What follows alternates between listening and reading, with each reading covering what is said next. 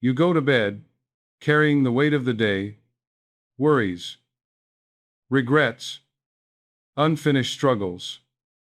But what if tonight, you could lay all of it down?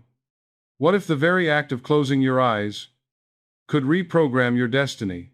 I'm about to show you the prayer that turns fear into peace and confusion into guidance. By the end of this video, you will know the exact prayer to speak before sleep, not a begging prayer, not wishful words, but a scientific prayer, proven to impress your subconscious mind. You will discover how to stop carrying fear into the night, and instead carry faith. You will see how one short practice can dissolve years of struggle and open a new path of peace, wealth, and guidance. If you've tried affirmations and felt nothing, this will show you why they failed and what works. I know how the night feels when worries do not stop. You lie down, but your mind repeats the same fears, the same pictures of failure. You pray, but you doubt, and the doubt cancels the prayer.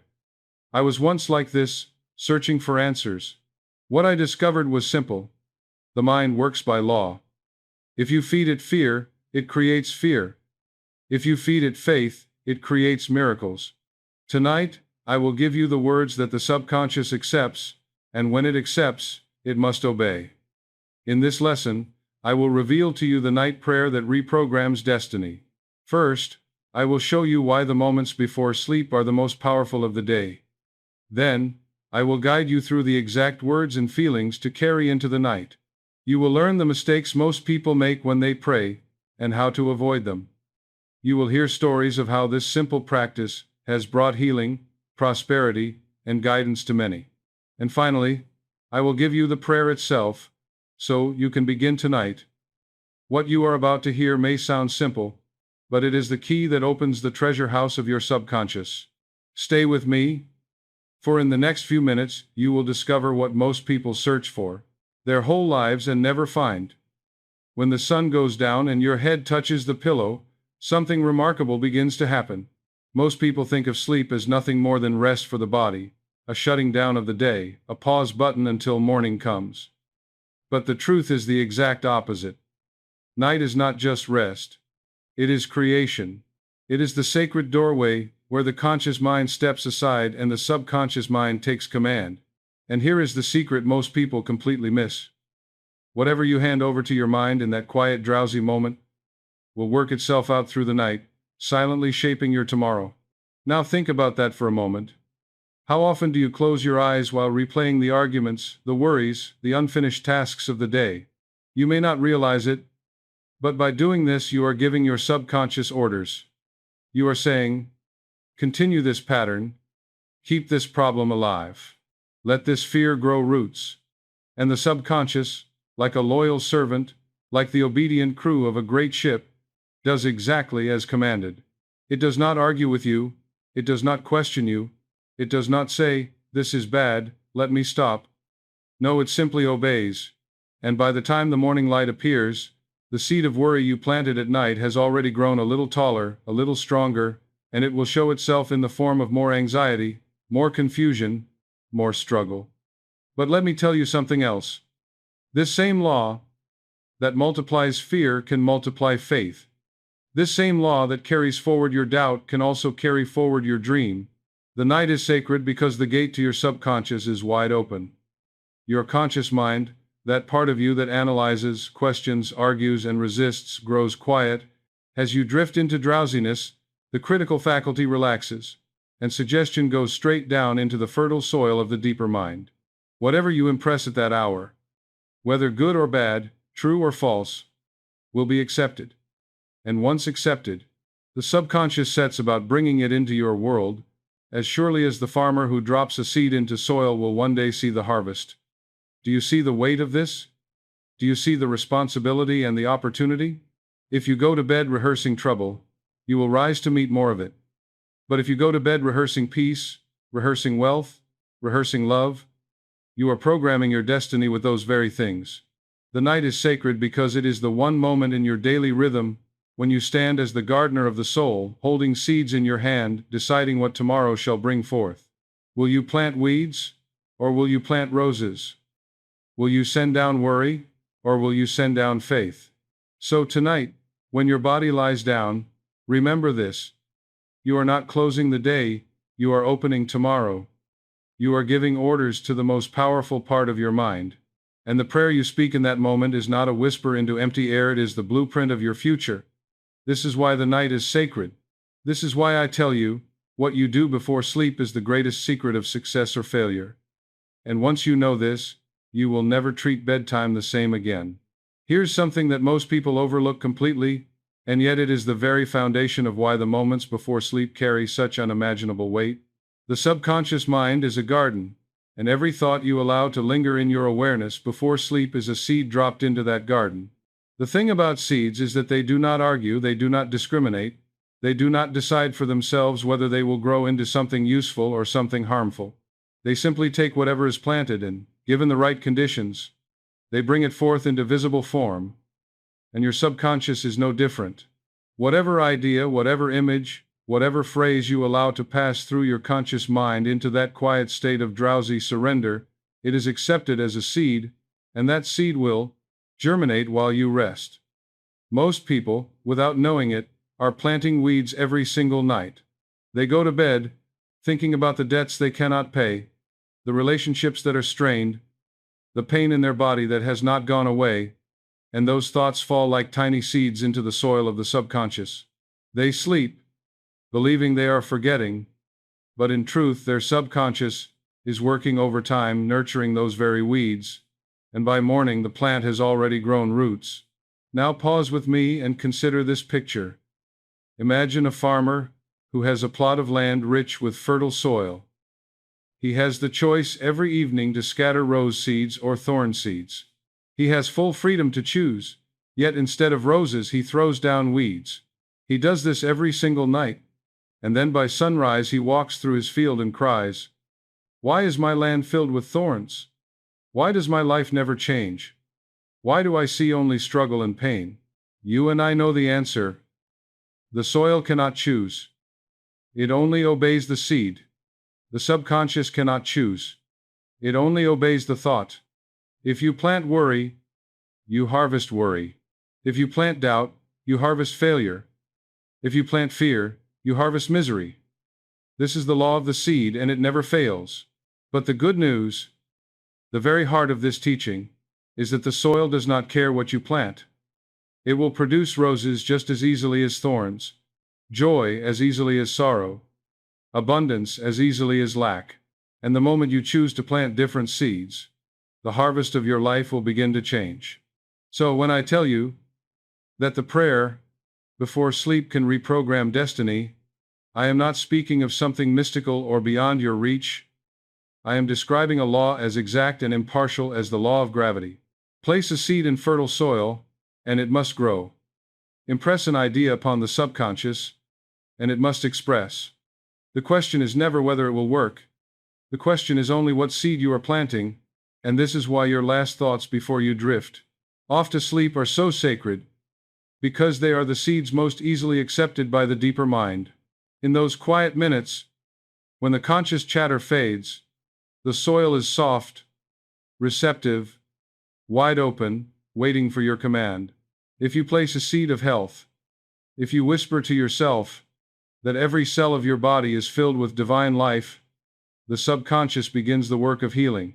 If you plant a seed of prosperity, affirming that wealth and success are yours, the subconscious begins to draw conditions, people, and opportunities into harmony with that belief. And if you plant a seed of love and peace, repeating that God's love fills your heart and flows out to all, the subconscious begins to harmonize your relationships and soften the hardness of life. This law has worked for the saint and the sinner alike, for the wise and the foolish, for those who understood and those who did not. The difference is awareness. The one who knows this truth plants deliberately and reaps deliberately. The one who ignores it plants by accident and reaps by accident, and then cries that life is unfair. But life is never unfair. The subconscious is never unjust. It is faithful, it is impartial, it is exact. It gives you tomorrow out of the seeds you plant tonight.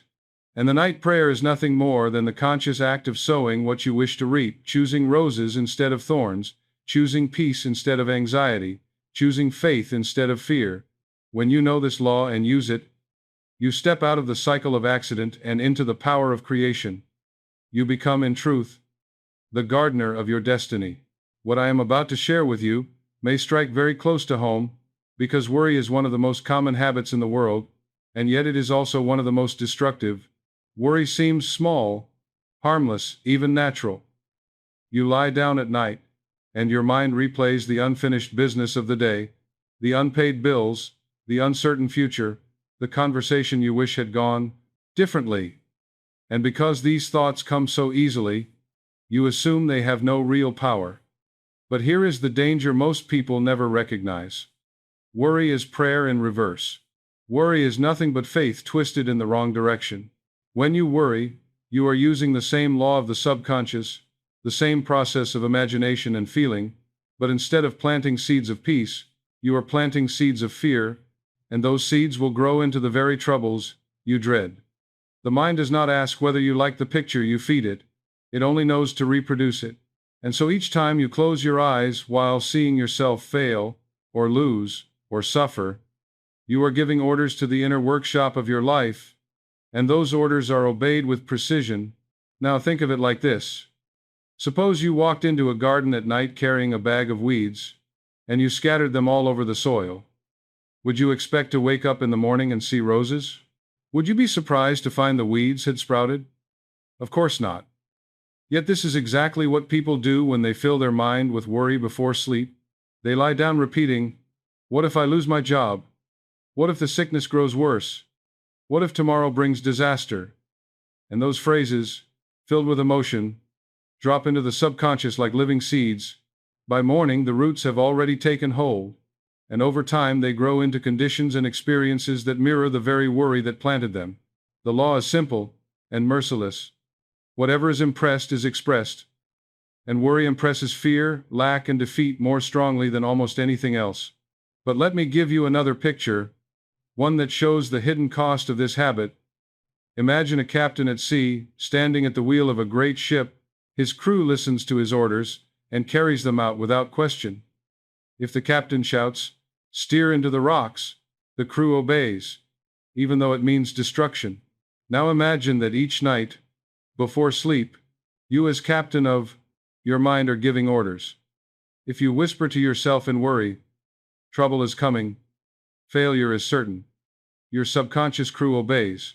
They steer the ship of your life toward the rocks of hardship, not because they want harm, but because they cannot do otherwise. The subconscious does not argue, it does not resist. It simply carries out what is impressed upon it. And this is why worry is so dangerous. It is the captain's careless command. It is the voice that directs the ship into storms it could have avoided. And yet, here lies the good news. Just as worry can destroy, faith can create. Just as fear can sink the ship, confidence can guide it safely into harbor. The law does not change, only the seed changes. If you can imagine defeat, you can imagine victory. If you can feel the dread of sickness, you can feel the joy of health. If you can rehearse poverty in your mind, you can just as easily rehearse abundance. The power is the same. It is only the direction that differs. And this is why I say to you, guard the moments before sleep with utmost care.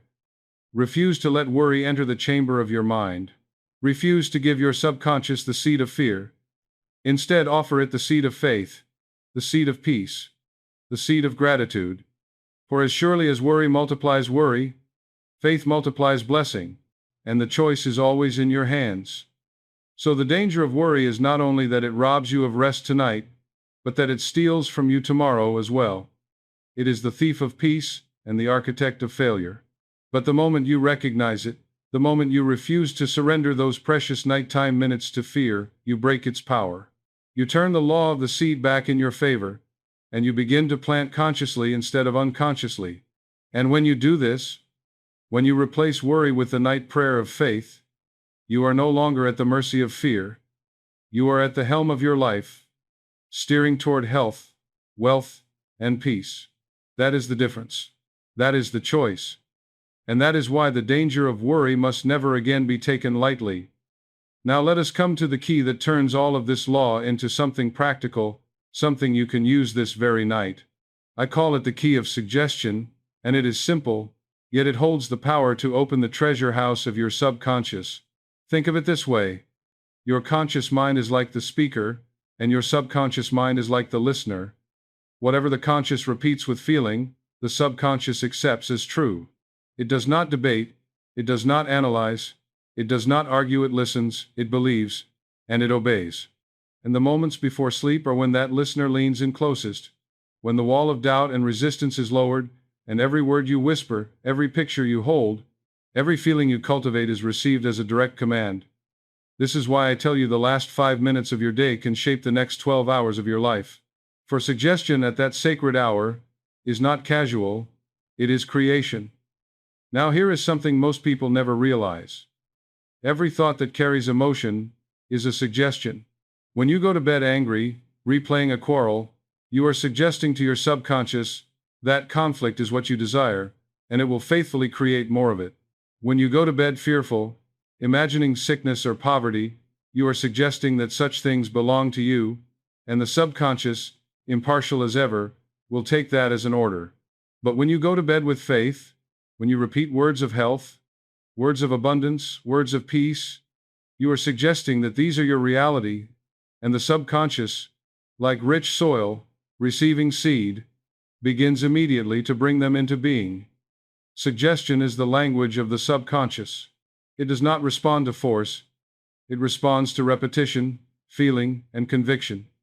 And whatever is suggested often enough becomes a belief, and every belief becomes a fact in your world. I remember teaching this principle, and using the picture of a gramophone record. Imagine the needle of the old machine resting on a groove. Play the same groove long enough, and the song becomes familiar, so familiar it plays almost by itself. Suggestion works in the same way. Each time you repeat an idea with feeling, you cut a groove in the mind. Repeat it again, and the groove deepens. Soon the subconscious plays the song automatically, without effort, without resistance, until it becomes the background music of your life. If you cut the groove of fear, fear plays on repeat. If you cut the groove of faith, faith becomes the soundtrack. The subconscious cannot stop the record from playing, it only plays what has been impressed. And this is why the night is so powerful. You hold the needle, you choose the groove, and with every suggestion you decide what will echo in your world. So the key is simple. In the quiet of night, when the conscious mind grows heavy, speak to your deeper self in the language it understands. Speak gently. Speak repeatedly. Speak with conviction. Do not argue, do not beg. Do not plead with some distant God in the sky. Instead, affirm the truth as though it were already yours. Say, I am at peace. I am healed. I am prospered. I am guided. Say it softly, slowly, with feeling, and then let the words sink down into that inner chamber where all creation begins. And when you have spoken, rest, trust. Give thanks as though it were already accomplished, and drift into sleep with gratitude in your heart. That is the key of suggestion. That is the way to turn the night into a holy workshop of creation. And when you do this faithfully, you will find that the mornings begin to change. The problems that once seemed immovable start to dissolve, the doors that once seemed closed begin to open, and the peace that once felt distant becomes the air you breathe. So let me leave you with this. The subconscious is always listening. It does not sleep, even when you do. It is waiting tonight for your command. Suggest to it fear, and it will create fear. Suggest to it faith, and it will create miracles. The choice is yours, the law is fixed, and the result is certain. Hold this key of suggestion with reverence, and you will discover that what you whisper in the night becomes what you live in the day. Here is something most people never stop to consider, and yet it is shaping their life every single day whether they recognize it or not. Your subconscious does not move by chance, it moves by law, and the law that governs it is the law of belief. Whatever you accept deep down, whatever you truly feel to be true, is what your subconscious takes as an order and carries out with exactness. This means that belief is not just a vague religious word, not just a comforting thought you hear in church or temple. Belief is the mechanism of creation itself. It is the law by which the invisible becomes visible, by which thought turns into fact, by which the unseen becomes seen. And here is the startling truth. The law does not ask whether your belief is good or bad, true or false, helpful or destructive. The law is impartial, and it gives form to whatever you impress upon it. Believe in failure, and failure is delivered. Believe in sickness, and sickness appears. Believe in peace, in prosperity, in healing, in guidance, and these two take shape in your experience. The law at work is as constant as the rising of the sun, as certain as the turning of the earth, and no one escapes it, for we are all governed by the thoughts we hold in the heart. Now pause with me and notice what this really means. It means you are never the victim of outside conditions in the way you thought you were. You are not at the mercy of fate, or chance, or some hostile universe. You are living out the harvest of your own beliefs. The outer world is a mirror, showing you what you have accepted within. If you see repeated struggle, repeated disappointment, repeated sickness, look not at the surface, but at the seed. Ask yourself, what belief is feeding this? What conviction is hidden in the soil of my subconscious that is bringing forth this fruit? Because the law does not err. It does not make mistakes. It brings forth exactly what has been planted, no more, no less. And once you see this, once you admit that the cause lies within, then you also see that the power to change lies within. For if belief has created your present world, then new belief can create a new one. Think of the stories from Scripture that say, "According to your faith, be it done unto you." These are not mere pious sayings. They are statements of psychological truth. Every day you are living according to your faith. Faith in sickness, faith in lack, faith in conflict will create exactly that. Faith in healing, faith in abundance, faith in harmony will create exactly that. The subconscious mind is principle, and principle never fails. You never see water flow upward of its own accord. It flows according to law. You never see a stone float in air of its own accord. It falls according to law. And just as certain as gravity or buoyancy, belief is the law by which the subconscious expresses.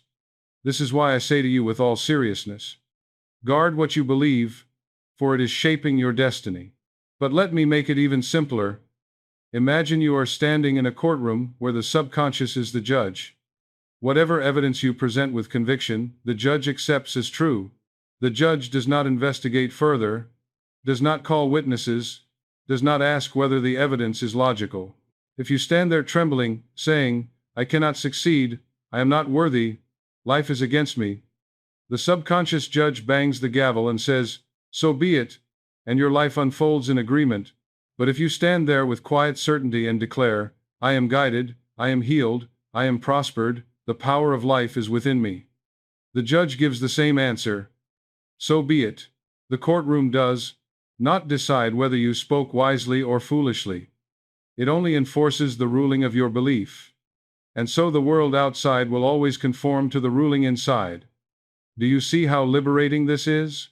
It means you are never waiting on the universe to favor you, never depending on luck or chance. You are working with law, and law is faithful. It responds to belief every time. If you change the cause, the effect must change. If you change the belief, the condition must follow. The law at work is this: what you accept and feel as true will inevitably show itself in your world. Nothing can stop it, nothing can delay it, nothing can alter it but you. And once you grasp this, once you truly see that belief is the steering wheel of destiny, you can no longer take your thoughts lightly. You can no longer allow yourself to rehearse failure and doubt, for you know the law is listening. You must begin, here and now, to plant new beliefs, to water them with feeling, to guard them with faith, and to let the subconscious do its perfect work. For the law at work is always creating, always expressing, and the only question that remains is, what belief will you give it tonight? Here is the hard truth that most seekers discover too late. It is not that their prayers are weak, nor that the universe is deaf, nor that God is far away. No, the real problem is that their prayers are sabotaged at the very root by the hidden poisons of the mind. A man or woman can speak the most beautiful words, can repeat affirmations all night long, can even cry out with desperation, but if deep down in the heart there still lingers fear, or doubt, or guilt, or resentment, then the subconscious cannot accept the suggestion. It is like trying to plant a rose seed in soil filled with stones and weeds. You may drop the seed, but it cannot take root, for the ground is already choked with something else. And so many people live in frustration, wondering why they pray yet see no results, why they affirm yet see no change, why they repeat words but wake up to the same conditions again and again. The answer is simple. Their inner garden has been taken over by the saboteurs of prayer. Think first of doubt. Doubt is like a thief at the gate of your subconscious. You speak your prayer with one breath, and with the very next you whisper, "But what if it does not work?" And the subconscious, impartial and obedient, receives both commands. It hears, "Heal me," and "I cannot be healed." It hears, "Prosper me," and "I will always be in lack." It hears, "Guide me," and "I do not know what to do." And because the two suggestions are contradictory, they cancel each other, leaving the subconscious with nothing firm to build upon. A house divided against itself cannot stand, and a mind divided between faith and doubt cannot manifest. Then consider fear. Fear is prayer in disguise, a prayer for the very thing you do not want. It paints vivid pictures. It stirs deep emotions. It makes the body tremble, and these are the very elements that give suggestion its power. And so fear plants seeds more quickly than almost any other thought. A person can fear sickness until the body shows symptoms, can fear poverty until opportunities dry up, can fear loneliness until every relationship fades. Fear is powerful not because it is real, but because it is felt. And the subconscious does not know the difference between what is feared and what is desired. It only knows what has been impressed. Now think of guilt. Guilt is the hidden chain that binds the soul, the secret voice that whispers, "You do not deserve blessing." A person can pray for prosperity, but if guilt tells them they are unworthy, the subconscious will not permit them to keep wealth. A person can pray for love, but if guilt says they are unlovable, the subconscious will arrange circumstances to confirm that belief. Guilt is subtle, but it is devastating, for it denies the good even when the good is offered. And unless it is rooted out and replaced with forgiveness, it will always sabotage the prayer at its source. And finally, consider resentment. Resentment is the poison that eats the vessel that carries it. You may say words of love and harmony, but if your heart burns with anger against another, the subconscious will take that anger and express it as conflict, sickness, or misfortune. Resentment is a prayer for separation, and it will never permit unity while it lives in the mind. To resent is to rehearse injury, to relive the wound, and each rehearsal strengthens the seed of bitterness, and bitterness cannot produce blessing. So these are the saboteurs of prayer: doubt, fear, guilt, and resentment. They are the stones and thorns in the soil of the subconscious. They do not simply weaken your prayer, they overturn it. They choke it before it can grow. And until they are removed, no amount of repetition or ritual will bring results.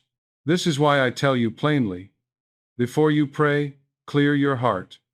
Forgive those who have wronged you. Release the guilt of yesterday. Lay down your fears. Silence your doubts. For when the soil is cleared, the seed of belief can finally take root. And once it takes root, the harvest is certain. Now that we have named the saboteurs of prayer, it is not enough to simply recognize them. We must remove them and replace them with their opposites. For the subconscious mind cannot be left empty. You cannot tear up the weeds and leave bare ground, for bare ground will soon grow weeds again. No, the law of mind requires substitution. Every negative thought, every destructive emotion must be dissolved, and then replaced with its positive counterpart, because nature abhors a vacuum, and the subconscious will always seek to fill itself with something. If you drive out fear but do not plant faith, fear will return. If you release resentment but do not plant love, anger will find its way back. If you let go of guilt but do not plant forgiveness, condemnation will creep in again. And so the great secret is not only to expel the poison, but to introduce the antidote. Let us take them one by one. Fear, as I told you, is prayer in reverse. Its antidote is faith. Faith is not a vague hope or a desperate wish. It is the deep knowing that the power within you is greater than anything outside you. When fear pictures failure, faith pictures success. When fear whispers, "You cannot," faith declares, "With God all things are possible." And the subconscious, being faithful to whatever image it is fed, will accept faith as readily as it accepts fear. The difference is only in what you choose to repeat. If you feel fear rising in the night, replace it immediately with a word of faith. Say softly, "I am guided, I am safe, I am at peace," until the rhythm of those words drives the poison out and plants the seed of belief. Now consider resentment. Its antidote is love. Love is the one force that dissolves bitterness at the root. And by love I do not mean sentimental words, but the recognition that the same divine life that flows through you flows through every soul. When you affirm, "God's love fills my heart, and I send goodwill to all," the subconscious receives this as a command to harmonize your relationships, to dissolve conflict, to bring unity where there was division. Love is stronger than hatred, and when impressed upon the subconscious with feeling, it will heal wounds you thought were permanent. Then there is guilt. Its antidote is forgiveness. Forgiveness is not only pardoning others, it is also pardoning yourself. It is the act of releasing the past and declaring, "I am free. God has not condemned me, and I will not condemn myself." When you speak words of forgiveness, you unlock chains that have bound you for years. The subconscious accepts the release and begins to express freedom in your outer life. You may find doors opening, opportunities arriving, health improving, all because the weight of guilt has been lifted. And remember this: forgiveness is not weakness, it is strength. It is not excusing the wrong. It is refusing to let the wrong poison you any longer. Finally, doubt. Its antidote is confidence. Confidence is the quiet assurance that what you have impressed upon your subconscious will manifest, not because of luck, not because of chance, but because law is at work. You do not doubt the sun will rise tomorrow. You do not doubt that a seed planted in fertile soil will grow. In the same way, you must cease doubting the prayer you have planted. Instead, declare with calm certainty, "It is done. I rest in faith. The law is working for me now." The subconscious, hearing this steady tone, takes it as fact and sets about arranging your world accordingly. So when you replace fear with faith, resentment with love, guilt with forgiveness, and doubt with confidence, you clear the soil of your mind and plant roses where once there were thorns. You change the chemistry of your inner life, and the outer life must follow. For the subconscious, impartial and exact, always expresses what it is impressed with.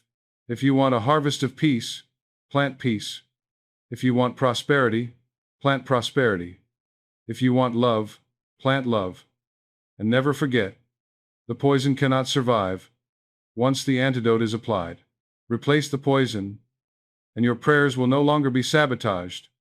They will be heard, received, and expressed, for the soil is ready and the seed is sound. Here is the mistake most people make, and it is the one mistake that quietly cancels their prayers night after night. They speak the words, but they never allow the words to become feeling. They repeat phrases, they recite affirmations, they whisper lines from scripture or teachings, but their heart is cold, their imagination is empty, and their subconscious, hearing nothing but hollow sounds, remains unmoved. You see, the subconscious does not respond to words as words. It does not understand English or French or any human language. It understands one thing only: feeling. The emotional charge behind the words is the signal that pierces through and imprints the deeper mind. This is why a child's fear can produce nightmares, while a man's casual statement, without emotion, fades into nothing. The law of the subconscious is simple. What is felt as true is impressed, and what is impressed is expressed. So when you say, "I am healed, I am wealthy, I am at peace," but deep inside you feel sick, poor, and anxious. The subconscious receives not the words but the feeling. It hears the tremor of doubt, it feels the vibration of fear, and it takes those as the true command. And this is why so many who practice affirmations grow frustrated. They chant the right sentences, but they never bring their heart into alignment, and without feeling, the words are powerless. Imagine trying to light a fire with wood but no flame. The material is there, but the spark is missing. In the same way, your words are wood, your feelings are flame, and together they ignite the subconscious into action. Now let me give you an image. Picture a man standing in front of a locked door, with a key in his hand. He knows the key is correct, but he only taps it against the door instead of turning it in the lock. He grows angry, shouting, "The door will not open, the key does not work." But the truth is, the key must be used as it was designed to be used. Words without feeling are keys tapped against the door. Words with feeling are keys turned in the lock. And when the lock turns, the door opens effortlessly. This is why Joseph Murphy insisted that your affirmations must be soaked in emotion, that you must feel the joy of the answer as if it were already yours, that you must imagine the scene vividly and give thanks as though the desire were fulfilled. For the subconscious does not wait until tomorrow to accept. It accepts now, in the present moment, whatever is felt as real. Let me make this practical. Suppose you are seeking healing. Do not simply repeat, "I am healed, I am healed," while secretly scanning your body for pain. Instead, close your eyes, breathe deeply, and imagine the warmth of health flowing through you. Feel the relief, the ease, the strength in your limbs, and let gratitude rise in your heart as though the healing were already accomplished. Speak softly. Every cell is made whole. I give thanks for my radiant health. And let your imagination confirm it. That feeling of gratitude, that sensation of wholeness, is the true language of the subconscious. Now, suppose you are seeking prosperity. Do not mutter, I am rich, while counting your debts in your head. Instead, see yourself paying every bill with ease. See your table filled with abundance. See your hands open to give generously. Feel the freedom, the joy, the relief, and whisper, wealth, success, I am prospered, I give thanks. That wave of joy, that lift of spirit, that is the seed the subconscious will accept. So I tell you, stop bullying your mind with mechanical words. Stop begging, stop pleading, stop repeating sentences you do not believe. Instead, enter the state of feeling. Relax your body, quiet your mind, and let the words you choose be filled with emotion, with gratitude, with conviction. See it in your imagination. Feel it in your heart. Give thanks as though it were already so. Then you will have moved beyond words to the true language of creation. And when words become feeling, the subconscious accepts them without resistance, and the law of belief begins its certain work. This is the difference between empty prayer and answered prayer, between idle repetition and miraculous results. Always remember, words are the shell, feeling is the life. Without feeling, prayer is dead. With feeling, prayer is alive. And what is alive must grow, must blossom, must manifest. Now we step into the very heart of the practice, and I want you to hear this with fresh ears, because for too long prayer has been wrapped in mystery, coated with superstition, and burdened with the idea that it is a plea to some distant power who may or may not listen. I tell you plainly, prayer is not begging, prayer is not bargaining, prayer is not casting words into the dark and hoping something will answer. Prayer is scientific. It follows law. It works with precision, just as surely as gravity pulls a stone to the ground, or as surely as a seed, once buried, will break open and sprout. The science of prayer is this. Choose the idea you desire to see expressed, impress it upon your subconscious with feeling, and persist until the subconscious accepts it as true. That is all. And once it accepts, the expression is inevitable.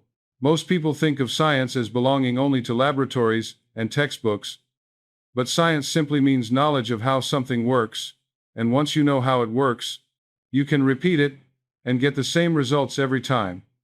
A farmer knows that if he plants corn in good soil, waters it, and waits, corn will grow, not wheat. That is science. It is knowledge applied. In the same way, when you impress health upon the subconscious, health must come forth. When you impress wealth, wealth must take form. When you impress peace, peace must manifest. And when you impress fear, sickness, or lack, those too will appear, because the subconscious is exact and impartial, giving form to whatever it receives. So prayer is simply the act of planting consciously instead of unconsciously. It is the method by which you, the captain of your soul, choose the seed, place it in the soil of the deeper mind, and allow the law to bring forth the harvest. Let me give you a picture. Imagine standing at the controls of a great machine, a machine that runs night and day, never sleeping, never tiring. This machine can build palaces, or prisons, gardens or wastelands, joy or sorrow, depending entirely on the instructions you feed it. Most people, unaware of how the machine works, feed it scraps of worry, fragments of fear, and whispers of doubt. And then they are shocked when the machine faithfully produces more problems, more lack, more struggle. But once you understand that this machine is your subconscious mind, once you see that it responds to suggestion and belief, then you realize you can feed it deliberately, systematically, scientifically. That is prayer. Prayer is the blueprint you place in the machine. The subconscious takes the blueprint, multiplies it, and constructs it in your world. This is why Joseph Muphy called it scientific prayer. He knew that if you followed the steps correctly, the result was as certain as any natural law. The steps are not difficult, but they require sincerity. First, you must clearly decide what you want. Not confusion, not a vague wish, but a definite desire. Healing, prosperity, guidance, harmony, whatever it may be, name it clearly. Second, you must form that desire into a statement or picture that the subconscious can grasp. This is where affirmations and visualization come in. You may say, "Every cell in my body is filled with divine life," or you may picture yourself walking freely, whole and strong. Third, you must add feeling. You must feel the joy, the relief, the gratitude, as though it were already true. And fourth, you must persist. Do not cancel it out with doubt. Do not uproot the seed with worry. Do not reverse it with fear. Hold steady, and let the subconscious do the rest. So you see, prayer is scientific because it is repeatable, reliable, and exact. It does not depend on mood swings or chance. It does not matter who you are, where you live, or what creed you follow. The law of mind works for all, saint and sinner alike, just as gravity pulls the stone for all. And this is the greatest liberation. You do not need to plead with heaven, you need only align with law. Once you know how to plant, you can plant deliberately.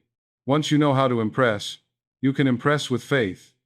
Once you know how to persist, you can persist with confidence, and then you will see the results. Not sometimes, not maybe, but as surely as the harvest follows the seed. So tonight, when you prepare to pray before sleep, do not think of it as a ritual of chance. Think of it as scientific method. You are selecting your seed. You are planting it in the fertile soil of the subconscious. You are watering it with faith and gratitude. And you are resting, knowing that the law will bring forth the fruit in its time. That is the certainty of prayer. That is its power. That is why it works. What I am about to share with you is the very heart of this practice, the formula that takes prayer out of the realm of chance and brings it into the realm of certainty. For many people, prayer is like throwing a message into the sea in a bottle, hoping some unseen force will find it and answer. But prayer, when rightly understood, is exact. It is not random. It is not uncertain. It is not dependent on the favor of some external power. It is a law, and like all laws, it works the same way every time when you follow the steps. These steps are threefold: desire, impression, and persistence. Simple words, yet they carry the entire science of transformation within them. Let us begin with desire. Nothing moves in your subconscious without desire. Desire is the spark that ignites the engine. the force that stirs the imagination, the magnet that draws all things into alignment. But here is the key. The desire must be clear, not vague. Too many people come to the night prayer with confusion, saying, "I want something better," but never defining what that better is. The subconscious cannot work with shadows. It needs a definite image, a definite seed. Just as a farmer must decide whether he plants corn or wheat, so must you decide whether you seek healing, wealth, peace, or guidance. Desire is the seed, and you must choose it deliberately. Once you know what you want, even if it is as simple as, "I am at peace," or "I am prosperous," you have given the subconscious a clear instruction. Without clear desire, prayer drifts into the void. With clear desire, prayer takes root and begins to shape reality. The second step is impression. Once the desire is chosen, it must be impressed upon the subconscious in the language the subconscious understands, which is not the language of logic or argument, but the language of feeling and imagery. Impression is the act of taking the desire from the surface of the conscious mind and pressing it into the depths of the subconscious, where it can begin its work. This is why words alone are not enough. You must feel the desire as though it were already fulfilled. You must imagine the scene vividly, see it in your mind's eye, rehearse it in your inner world. Speak the affirmation, yes, but speak it with conviction, with joy, with gratitude. When you say, "I am healed," let yourself feel the lightness of health. When you say, "I am prosperous," let yourself feel the freedom of abundance. When you say, "I am guided," let yourself feel the calm of knowing. These feelings impress the idea, stamp it onto the subconscious, and once stamped, the law goes to work. And then comes the third step, the one most people forget: persistence.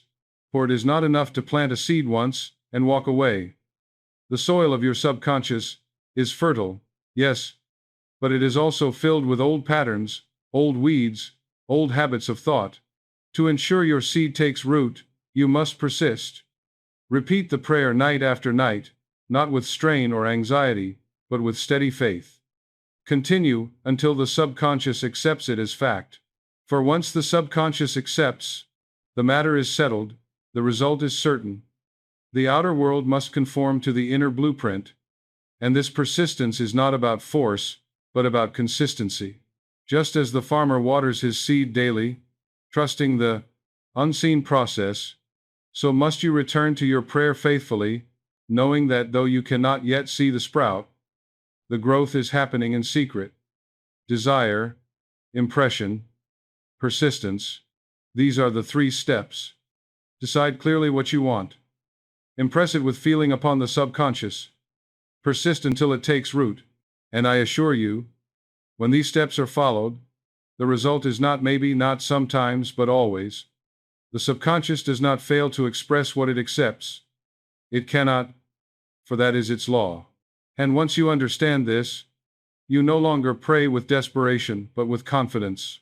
You no longer wonder if your words will be heard, but you know they are already heard, already accepted, already creating, and you can rest, giving thanks, because the work is done.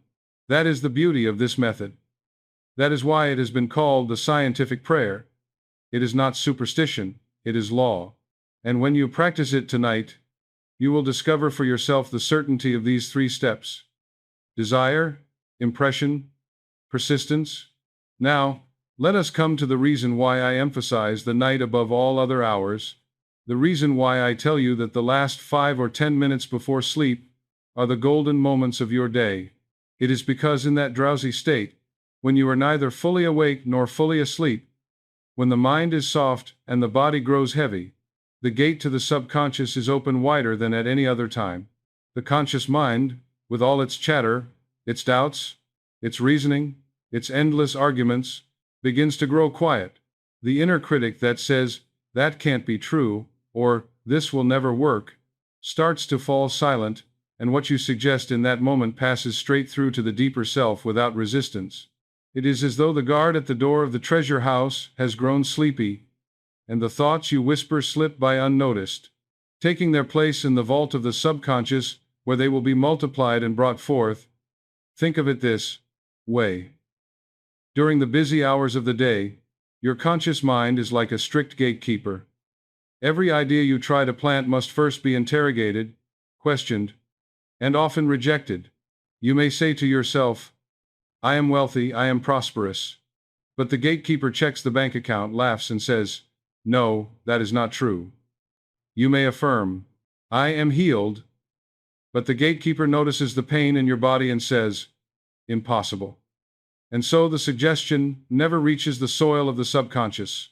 But at night, when you are drowsy, when your body relaxes and your eyelids grow heavy, the gatekeeper dozes. The suggestion slides past, unchecked, and the subconscious accepts it without debate. That is why night is the best time.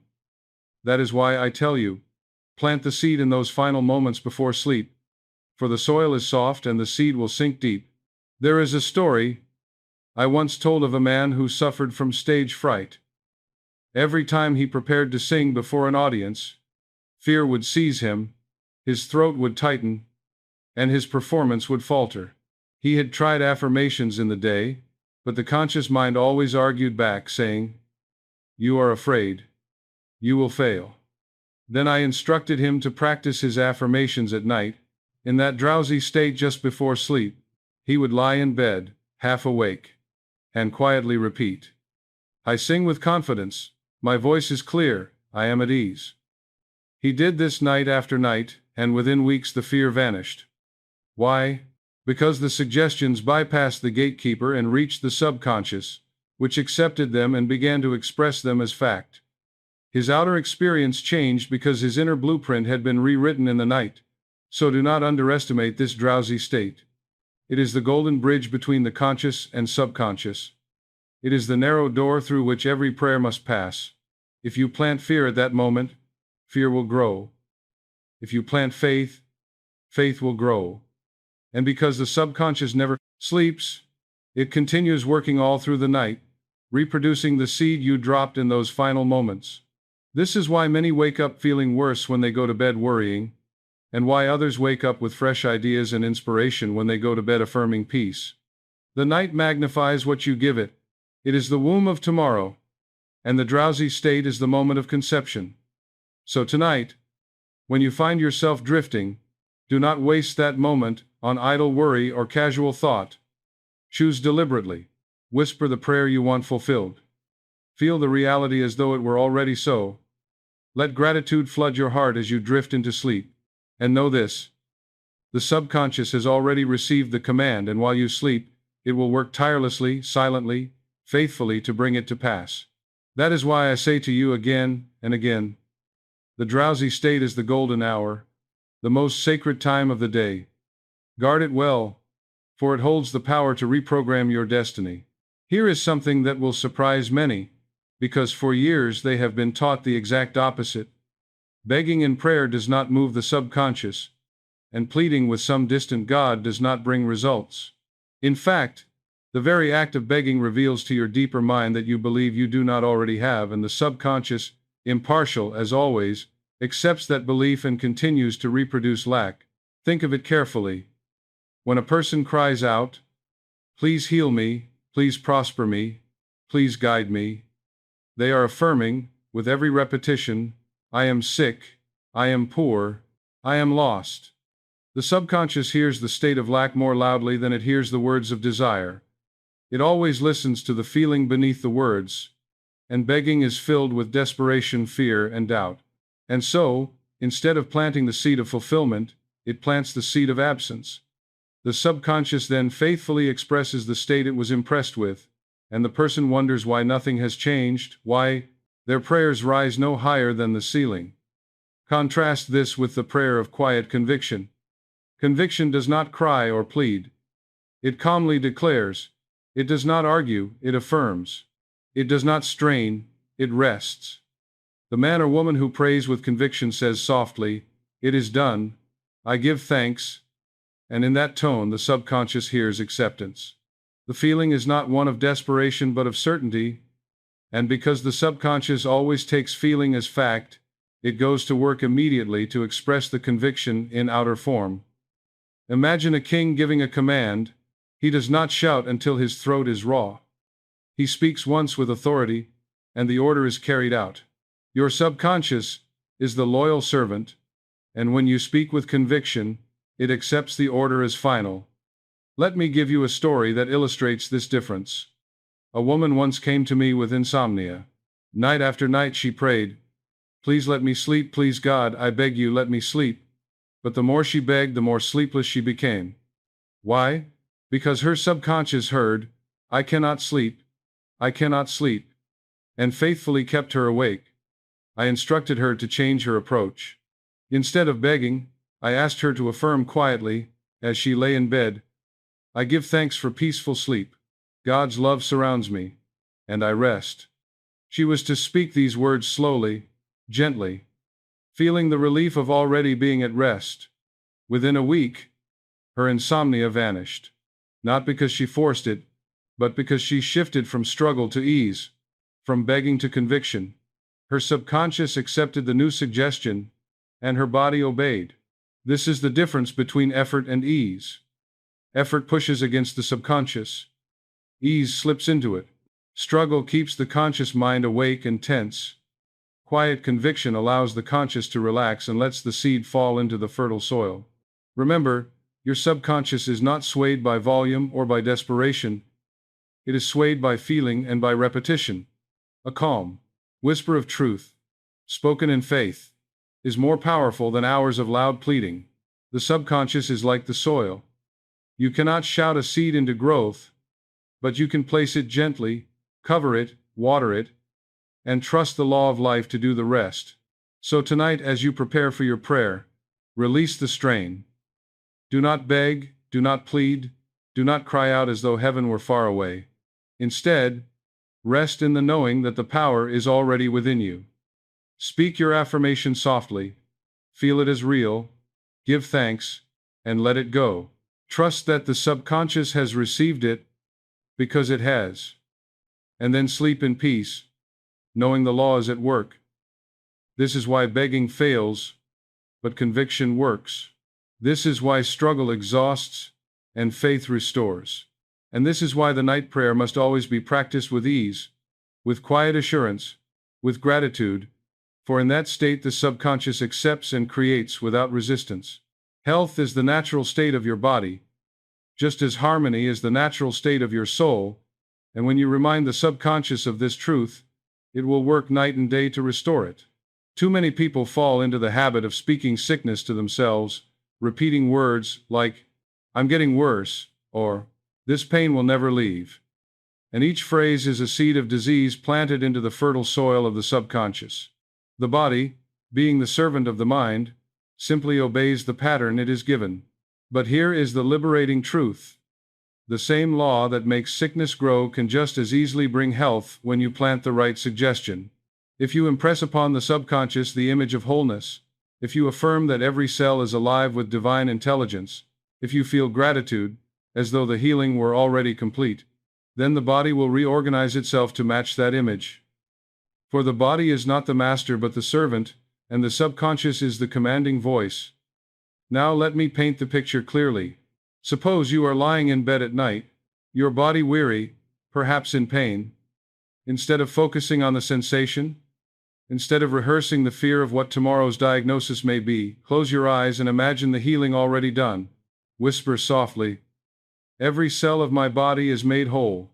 Divine life flows through me now. I am strong. I am well. I am at peace." Do not shout it. Do not force it. But let the words carry the feeling of relief, the feeling of gratitude, as if you were already walking in perfect health. The subconscious does not know the difference between what is real in the outer world and what is vividly imagined in the inner world. If you feed it the picture of health with emotion, it will take that as fact and begin to restore the body to harmony. I remember a man who once came to me with severe arthritis. His joints were stiff, his nights sleepless. He had tried medicine after medicine, but still he suffered. I instructed him to practice this simple prayer each night. God's healing power is flowing through me now. My joints are supple, my body is whole, I am free. I told him to imagine himself climbing stairs with ease, to see himself moving freely, to feel the joy of flexibility. He did this faithfully, not with strain, but with quiet persistence, and within months he was walking without pain. The doctors were surprised, but I was not. The subconscious had received the suggestion of health, and the body, being obedient, carried it out. So let this be your practice tonight. Before you drift into sleep, affirm gently and with feeling, "Every cell in my body is filled with divine life. Healing is mine now. I am grateful." See yourself already restored. Breathe as though peace is already flowing through you, and then rest. Your subconscious will work all through the night, repairing, renewing, restoring, bringing forth the health you have impressed upon it. And when you wake, do not check for pain first. Give thanks first. Declare again, "I am whole, I am well," and carry the conviction with you into the day. For health is not a distant dream. It is the natural law of your being, and the subconscious, once impressed, must restore it. Wealth, like health, is not something foreign or unnatural. It is the expression of the abundance of life, and when rightly understood, it is as normal and divine as the air you breathe or the water that flows in a river. Too often people have been taught to see wealth as something far away, as something reserved for a chosen few, or even as something wrong to desire.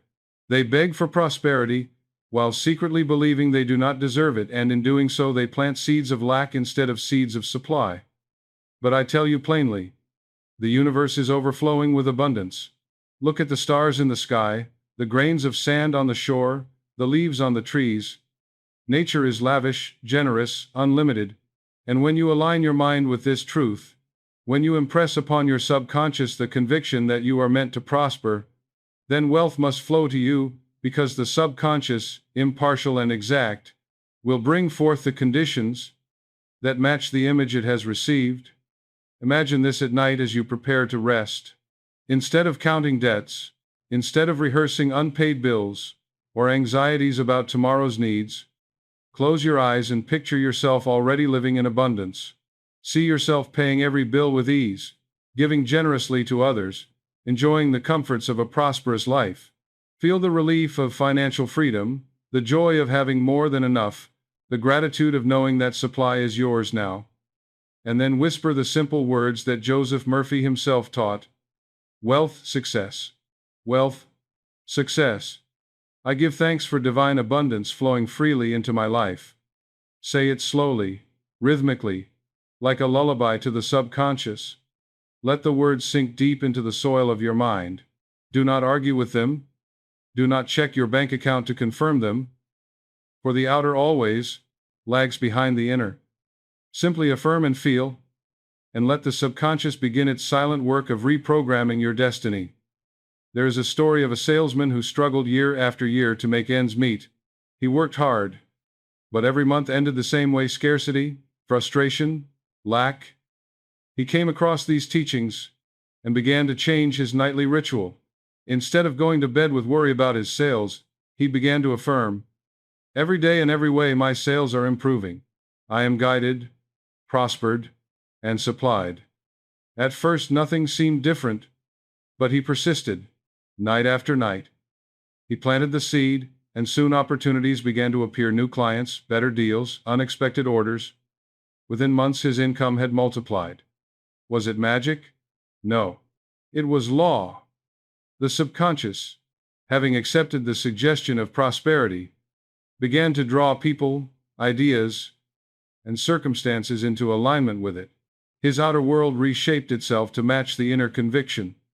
So when you pray for wealth tonight, do not beg, do not strain, do not plead with some external source. Know that abundance is already within you, waiting to be expressed. Speak your affirmation softly. Wealth, success. I am prospered in all ways. I give thanks now.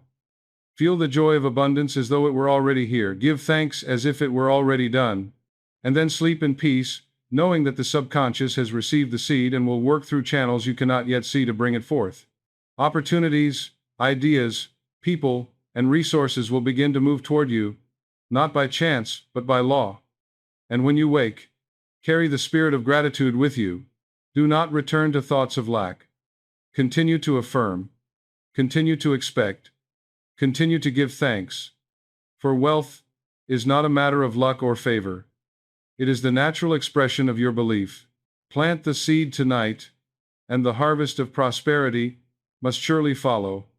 Of all the prayers people bring to their pillow at night, perhaps none is so common as the cry for guidance. They say, "I don't know what to do.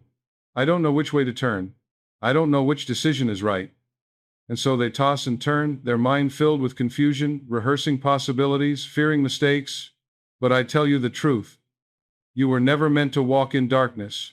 Within you is the same intelligence that guides the planets in their orbits, the same wisdom that causes the seed to know how to become a tree, the same divine order that makes the seasons turn and the tide rise and fall. This wisdom is not outside you, it is within you. It speaks through the quiet voice of the subconscious, and when you ask for guidance in the right way, when you impress upon the deeper mind the idea that the answer is already yours, then the subconscious begins to arrange circumstances, reveal insights, and open doors in ways your conscious mind could never have planned. At night, when you lie down in that drowsy state, release the strain of trying to figure everything out with logic. The conscious mind, useful as it is during the day, is limited. It sees only fragments.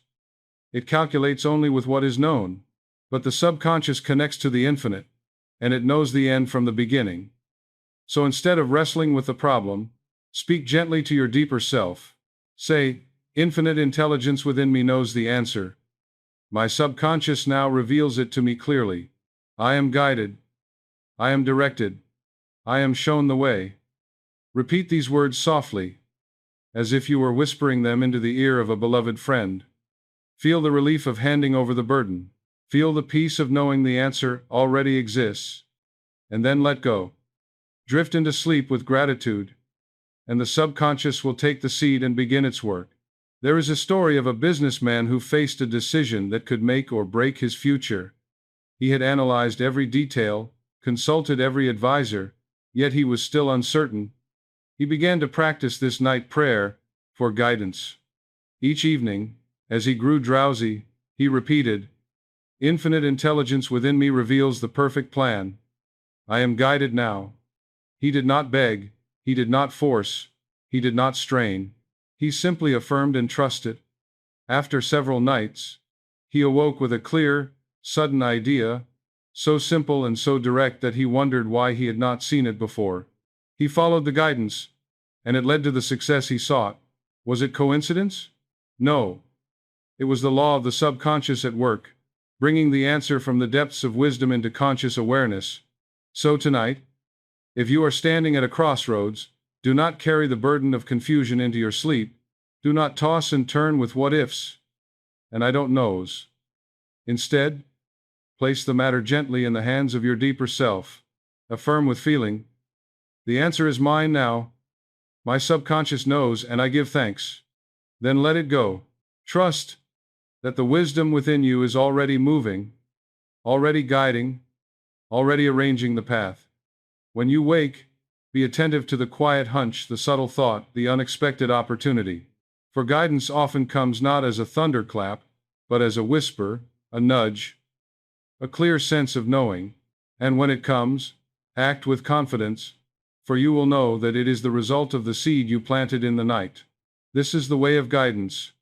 Simple, certain, and sure. When you allow the subconscious to do its perfect work, peace is the foundation of all good, and without it no amount of wealth, no measure of health, no abundance of opportunities can satisfy the soul. A person may have money in the bank, friends in plenty, work to occupy their days, but if the heart is restless, if the mind is troubled, if the spirit is tossed to and fro like a ship without anchor, then life is but a storm without calm. And how often it is that men and women lie awake at night, their bodies exhausted but their minds racing, chasing after the worries of tomorrow, replaying the regrets of yesterday, unable to settle into the stillness of now. They do not realize that peace is not something to be earned, not something to be granted from outside, but something already within them, waiting to be uncovered, waiting to be claimed, waiting to be spoken into life through the power of suggestion and prayer. So let us speak of the prayer for peace, the practice that quiets the storm and opens the door to rest. When you lie down at night, and the day has left you weary, do not permit your last thoughts to be filled with noise. Do not surrender to the endless voices of fear and regret. Instead, close your eyes, breathe slowly, and affirm with gentle conviction, God's love fills my heart. I sleep in peace. His presence surrounds me, and I rest in safety. Say it softly, say it slowly, let the rhythm of the words cradle you like a lullaby. Feel the weight of the body sinking into the bed, feel the shoulders release their burden, feel the heart open as if a soft light were filling it. These words are not mere poetry, they are the seeds of tranquility, and the subconscious, receiving them, will bring forth calmness in your body, harmony in your relationships, clarity in your mind, for peace within always creates peace without. I recall the story of a woman who came to me, tormented by years of anxiety. Every night her mind raced with dread. She would pray, yes, but her prayers were frantic, desperate, filled with fear. I taught her this simple formula. God's love surrounds me, enfolds me, and makes me whole. I am safe, I am calm, I sleep in peace. She repeated it faithfully each night, not as a struggle, but as a release. Within weeks, her nights were transformed. The tossing and turning ceased, the tightness in her chest dissolved, and she awoke each morning refreshed, renewed, and filled with strength. The outer world of her life improved as well. Her relationships softened, her work grew lighter, her days flowed more easily. Why? Because the subconscious, impressed with peace, began to create peace in every direction of her life. So tonight, if your mind is troubled, if your heart is heavy, if the noise of the day still echoes in your soul, take these words with you into sleep. God's love fills my heart. I rest in peace. His presence surrounds me, and I am safe. Feel the truth of them. Let gratitude rise as though you already taste the calm, already breathe the stillness, already rest in the eternal arms of love. And then sleep, knowing the subconscious has taken the seed, and it will work all through the night to weave harmony into your being. When you awaken, you will not only feel refreshed, you will find that the peace you impressed within has begun to radiate outward, touching your work, your family, your world. This is the power of the night prayer for peace. It heals the restless mind, it calms the storming heart, and it anchors the soul in the still waters of divine presence. Now we come to a truth that is simple, yet so often missed. The subconscious does not respond to shouting. It does not bend beneath the whip of willpower. It does not yield to force. It opens only to gentleness, to softness, to suggestions spoken with quiet faith. Many people fail in their practice of prayer and affirmation because they try to bully the deeper mind. They clench their fists, grit their teeth, and repeat phrases with strain in their voices, as though the sheer weight of effort could push the idea down into the subconscious. But the subconscious is like a child, tender and impressionable, or like soil, receptive and soft. It is not moved by struggle, but by calmness. It does not respond to harshness, but to repetition and feeling spoken in a tone of ease. Imagine for a moment a mother lulling her child to sleep. She does not shout the lullaby. She does not command the child to rest. She sings softly, gently, and the child, soothed by the rhythm and the tone, drifts into slumber. This is the way of the subconscious. It falls asleep to the suggestions you give it, not when you thunder with force, but when you whisper with calm conviction. Each repetition, spoken slowly and lovingly, sinks deeper, until the deeper mind accepts it as fact. And once it accepts, it acts without hesitation. So the secret is not more effort but less, not more strain but more trust. The softer the approach, the more receptive the subconscious becomes. There is a man I once taught who was desperate to change his circumstances. He would stand before the mirror every night and shout his affirmations, I am successful, I am rich, I am powerful. But each morning he would wake exhausted, and nothing in his life changed. I told him, stop shouting at your mind as though it were an enemy. Treat it as a friend. Whisper softly, slowly, calmly, wealth flows to me. Success is mine. I give thanks now. He resisted at first, thinking the gentleness would lack power, but within weeks, As he practiced softly and with feeling, opportunities began to appear, his anxiety lessened, and his world shifted. Why? Because his subconscious finally received the suggestion without resistance. The seed, dropped gently, found the soil ready, and growth began. So when you practice the night prayer, remember this: you are not hammering at a locked door, you are planting a seed in fertile ground. The soil does not need force, it needs consistency. Speak softly, repeat steadily, feel deeply. Do not rush, do not strain. Let your words carry the fragrance of peace, the rhythm of certainty, the simplicity of truth. Whisper, I am healed, I am guided, I am at peace. And let the feeling settle, like dew upon the soil of the mind. That is how suggestion takes root. That is how the subconscious accepts. And that is why gentle suggestion always triumphs over force. There is a golden key that seals the prayer, a final touch that makes the subconscious say, this is real, this is true, this is already done. That key is gratitude. When you end your prayer with the words, I give thanks, you are not merely being polite, you are planting the feeling that the request has already been fulfilled. And this feeling of fulfillment is the very language the subconscious understands. Gratitude is proof, not to the world outside, but to your own deeper self. It says, I believe this is mine now, I feel the joy of it now, I rest in the certainty of it now. Without gratitude, the prayer may remain a wish. With gratitude, the prayer becomes a conviction. Think of how you act when you receive a gift. You do not beg the giver for it again, once it is in your hands. You do not plead for them to give what has already been given. You thank them. You smile. You rejoice. You express appreciation. This is the way prayer must be treated. You do not keep asking for what is already yours by law. You thank the infinite intelligence within for having already delivered it in the unseen, knowing that the outer expression will follow in its perfect time. By saying, I give thanks, you close the door to doubt. You silence the voice of fear. You anchor the belief in the subconscious as something complete. I recall a woman who longed for peace in her troubled household. Night after night she prayed desperately, please let there be peace. Please make them change. Please end this conflict. But her subconscious only heard the desperation, the focus on conflict, and so nothing changed. I told her to shift her words and her tone. Each night, as she drifted to sleep, she began to affirm softly, God's love fills this home.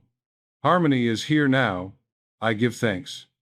She pictured her family smiling together. She felt the joy of harmony, and she ended always with gratitude. Within a short time, her home began to change.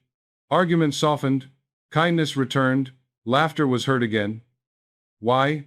Because gratitude sealed the suggestion, and the subconscious accepted it as already accomplished. So make this your practice. Whenever you speak your night prayer, whether for health, wealth, guidance, or peace, always close with thanksgiving. Whisper, I give thanks. It is done. I rest now.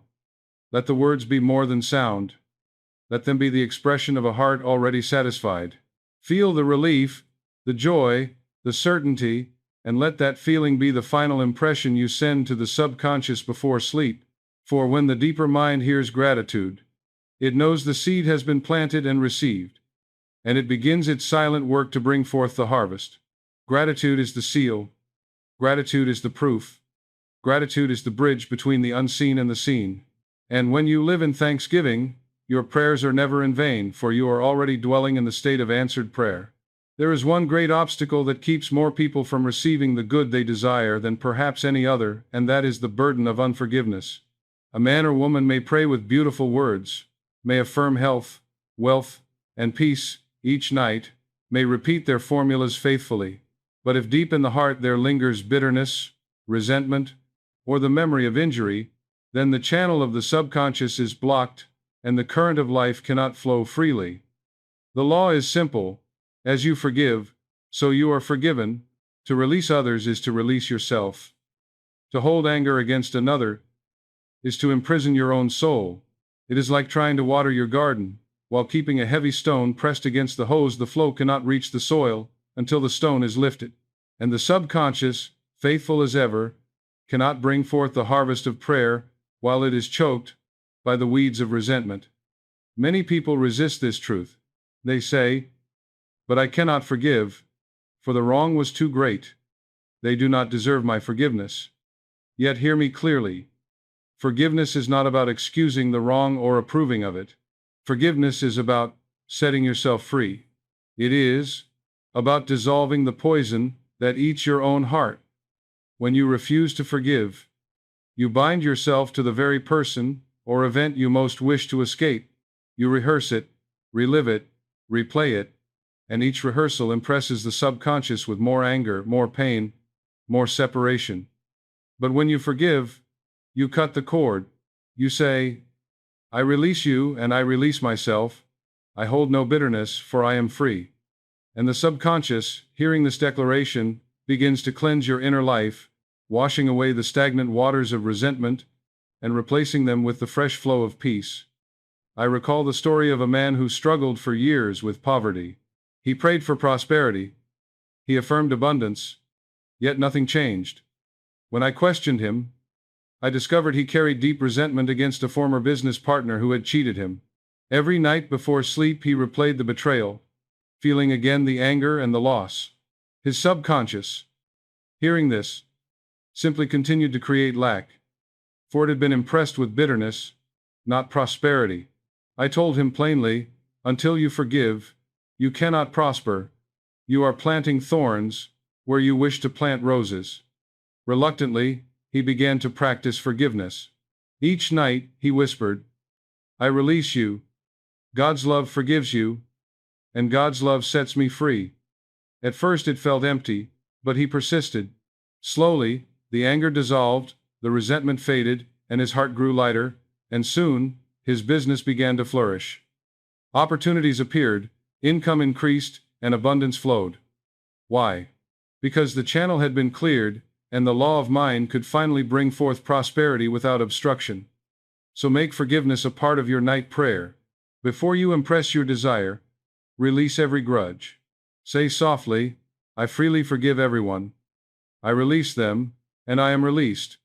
God's love fills me, and I am at peace." Let the words sink deep, let the bitterness melt, let the heart grow light. For once, forgiveness has cleared the channel. Your subconscious is free to accept new seeds, and those seeds will grow without resistance. Forgiveness is not weakness. It is strength. It is not defeat. It is victory. It is not loss. It is gain. It is the law that clears the channel so that the infinite riches of life may flow through you unhindered. Remember this. Every night, before you plant your prayer, clear the soil with forgiveness. Then, and only then, will your prayer bear its full fruit. Now we come to the purest secret of them all. A truth so simple that most grown men and women overlook it, though a child understands it without effort. The subconscious does not require complex reasoning. It does not demand elaborate rituals. It does not ask you to climb mountains of intellect or walk through deserts of analysis. What it asks is faith, simple, childlike faith. And by faith I do not mean a heavy burden of effort, nor a blind leap into darkness, nor a strained attempt to believe what the mind cannot accept. I mean the quiet trust of a child who places their hand in the hand of a parent and knows they are safe. I mean the serene assurance that the words spoken in prayer are true now, not tomorrow, not someday, but now. When you pray with the heart of a child, the subconscious accepts the suggestion instantly, because there is no resistance, no argument, no shadow of doubt. Think of how a child listens. If you tell a child, "Tomorrow we will go to the park," the child does not question whether the promise will be kept. They do not lie awake worrying about whether the plan will fail. They accept it, they picture it, they rejoice in it, they speak of it as certain. This is the model of prayer. When you affirm, "I am healed," you must accept it as the child accepts the promise of tomorrow's play. When you say, "I am prospered," you must rejoice as if the abundance were already here. When you declare, "I am guided," you must rest in the calm assurance that the path is already clear. The child does not question. They trust. And that trust is the very key that opens the gate of the subconscious. Too often, adults complicate what is simple. They speak their affirmations, and then immediately begin to analyze, how will this happen? When will it come? What if it does not work? And in doing so, they uproot the seed they have just planted. But the child does not do this. The child plants and leaves it alone. They believe and they rest. And this is the pattern you must recover in your own practice. Each night, as you grow drowsy, speak your prayer with the simplicity of a child. Say, I am healed, I am guided, I am at peace, I give thanks. And then let it be. Do not argue, do not calculate, do not strain. Trust that the subconscious has received the seed, and rest in the joy of knowing the harvest is certain.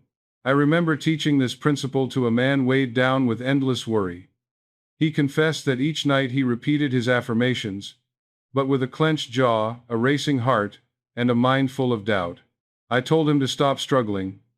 Pray as a child prays, I said. Say it once, say it softly, and then let go. Trust the law to do its work. He began to practice this, and within weeks his sleep improved, his anxiety diminished, and the very conditions he had strained for began to shift in his favor, not because he worked harder, but because he trusted more simply. Faith like a child had opened the gate, and the subconscious, once free of resistance, obeyed. So tonight, remember this. Your prayer is not a battle, it is a surrender. It is not a fight to be won, but a gift to be received. Approach it with the heart of a child, with simplicity, with joy, with trust.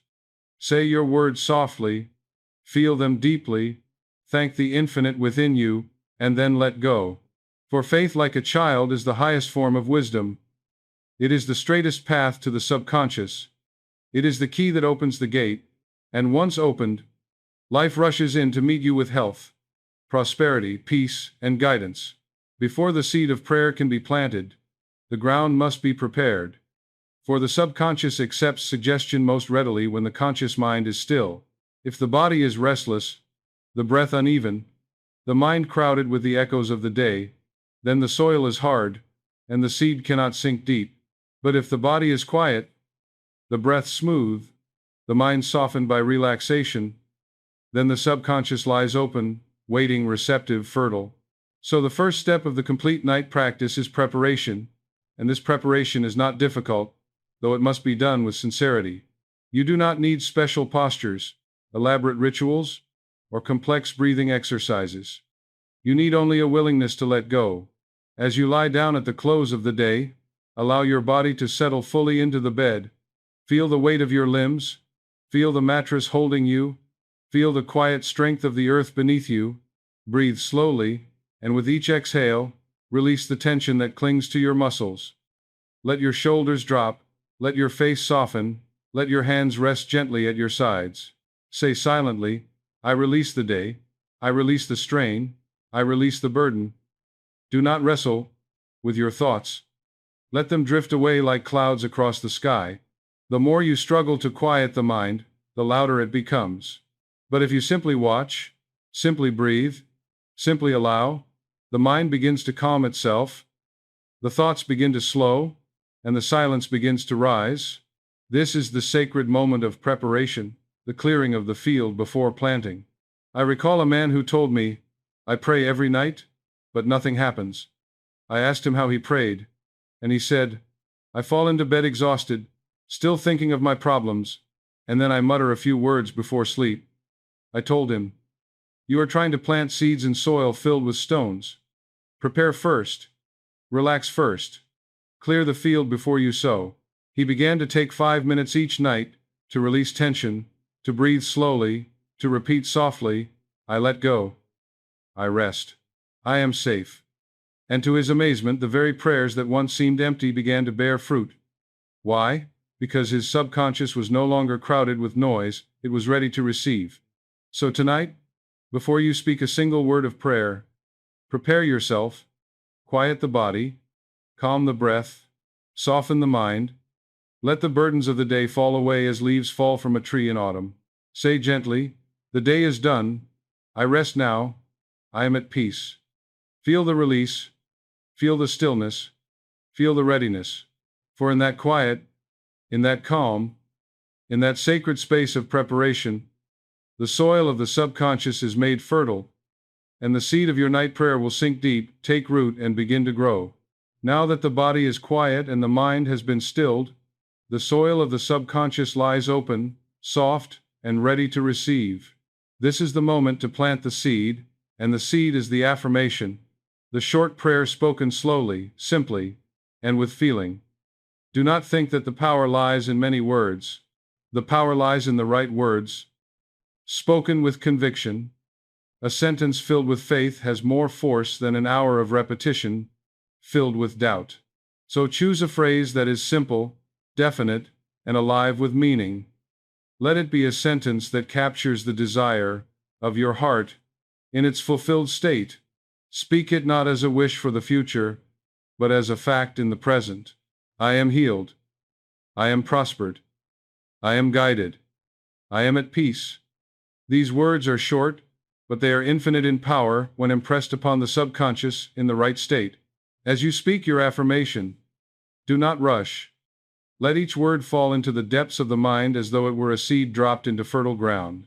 Say it slowly, rhythmically, almost as if you were singing a lullaby to the deeper self. The subconscious does not respond to speed, but to steadiness. Whisper the one phrase with feeling, and let the vibration of the words sink deeper with every repetition. You are not shouting orders at a stubborn servant. You are gently instructing a faithful friend who is eager to obey. Each time you repeat the affirmation, feel the truth of it more deeply, as though you were laying another brick in the foundation of belief. There was once a woman who longed for healing after years of pain. She had tried countless affirmations, but she always spoke them quickly, anxiously, with the fear that nothing would work. I told her to stop rushing. Choose one simple phrase, I said. Say it slowly, lovingly, with gratitude. Let the words soothe you. She began to practice this, repeating each night before sleep. God's healing power is flowing through me now. Every cell is whole. I give thanks. She did not hurry. She savored each word, letting it echo softly in her mind. In time, her pain diminished, her strength returned, and her health was restored. The change came not because of the number of words, but because of the quality of her faith and the calmness of her delivery. So as you practice tonight, do not think of your affirmation as a demand or as a desperate plea. Think of it as a seed, and plant it with care.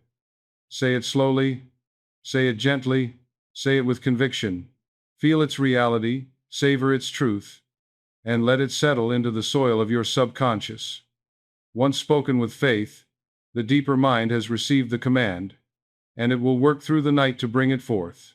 A short prayer said slowly, with feeling and gratitude, is the key that unlocks the infinite treasures of the subconscious. After the affirmation has been spoken slowly and gently, after the seed of the word has been dropped into the soil of the subconscious, there is another way to deepen its roots and to water it with life, and that is through the power of visualization. For the subconscious does not distinguish between what is imagined vividly and what is experienced outwardly. It accepts both as real. Every picture you impress upon it with feeling is taken as fact, and it sets in motion the law that brings the inner image into outer expression. This is why worry is so destructive, because worry is nothing more than visualization in the wrong direction. The worrier plays a mental movie of failure, loss, or pain, and the subconscious, impartial as ever, begins to reproduce it. But the very same law that makes worry create problems is the law that makes visualization create blessings.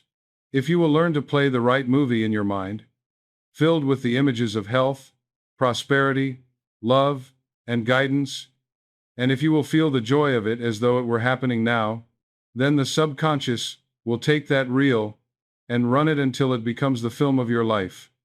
Here is how you practice it at night. After you have spoken your affirmation,